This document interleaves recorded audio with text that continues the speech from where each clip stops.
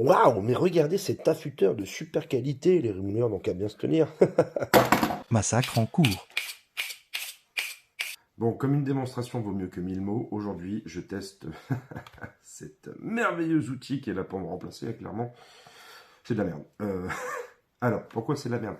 Comme je vous en ai déjà parlé, ces outils ne permettent pas de maintenir un angle. Pourquoi?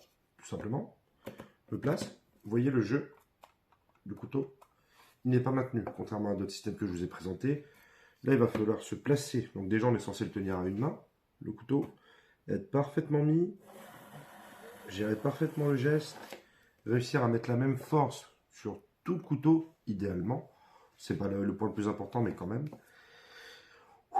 C'est un modèle très bas de gamme et les modèles haut de gamme, au contraire, ont des lames très très dures. C'est du carbure, c'est de la céramique, ça retire énormément de matière. Donc, inconvénient majeur, on va bouffer le couteau très très très très vite. Alors qu'un simple petit aiguisage ou affilage au fusil aurait suffi. Des fois, les couteaux ne sont pas totalement morts et vous les passez dessus.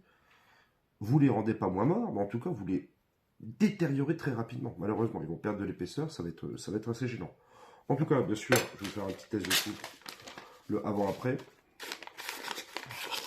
Ça ne coupe pas, évidemment, je viens de le massacrer sur mon fusil de diamant. Donc, c'est normal. Mais là, je vais essayer. Je vais essayer de manière honnête.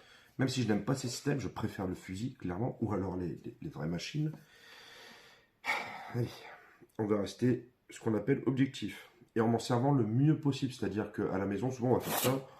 On va faire un peu n'importe quoi. Non, là, je vais essayer de m'en servir de la façon la plus optimale. C'est-à-dire en maintenant l'angle, même si, bon.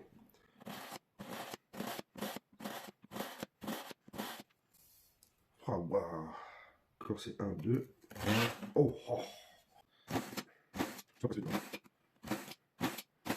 Donc là, on est sur la céramique déjà. Les autres, ça doit être une autre matière, carbure, fer chromé, je sais pas. C'est beaucoup plus agréable, beaucoup plus léger pour le coup, cette partie-là.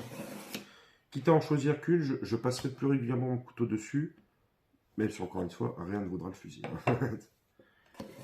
Et si vous avez que ça à la maison, restez sur la partie la plus fine et passez-le plus régulièrement.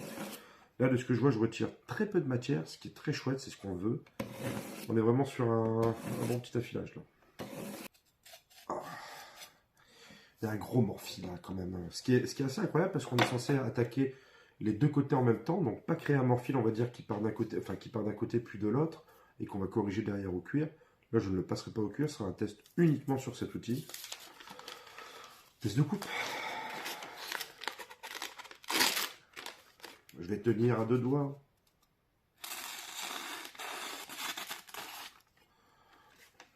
Ouais.